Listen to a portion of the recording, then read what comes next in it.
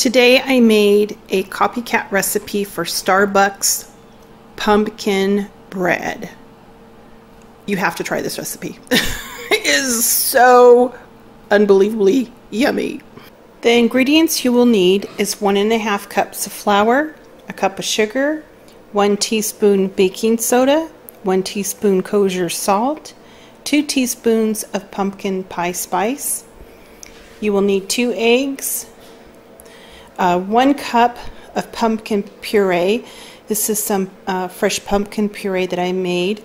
I'll link the video how to do that. My friend Pam taught me how to do it. 1 teaspoon of vanilla extract, 1/2 cup of canola oil, and then when I made the pumpkin puree, I made some pumpkin seeds. I just dried them out in a 300-degree oven for about 25 minutes, and I put a little salt on them. That's all I had to do. And I'm going to use these to top the bread. So that's all you're going to need for this recipe. The first thing I'm going to do is add all the dry ingredients to a big bowl. So I'm going to add the flour, the sugar, the salt, the baking soda, and the pumpkin pie spice. We'll give this a whisk. And then just set the dry ingredients aside. In a smaller bowl, I'm just going to beat the eggs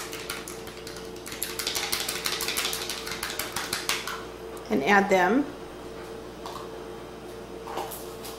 Add the oil.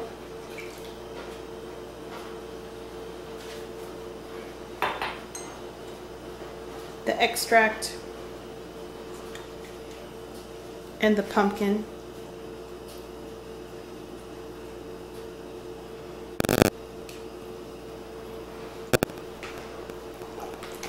Go ahead and give this a good mix. It smells really good.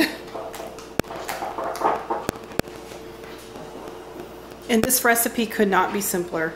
Just go ahead and add all of the wet ingredients to the dry ingredients. Get everything incorporated. I do this in a bowl by hand because you don't want to overmix it too much.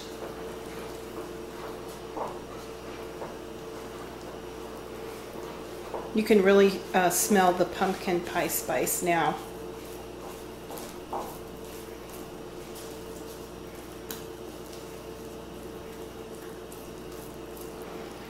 That looks pretty good. I have a loaf pan that I've sprayed. We're just going to add the batter.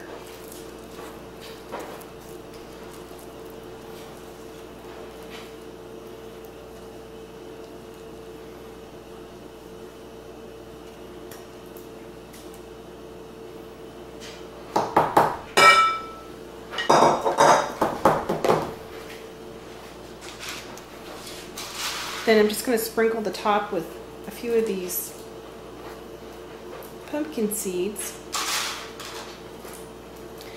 How easy is this, you guys? If you prep your pumpkin ahead of time, it's cinchy recipe.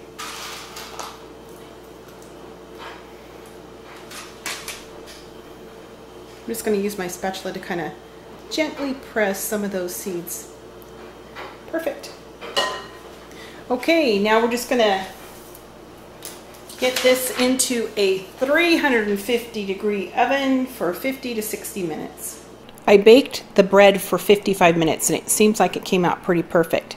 After about 15 minutes, you'll be able to coax the bread out of the pan and let it continue to cool on this rack.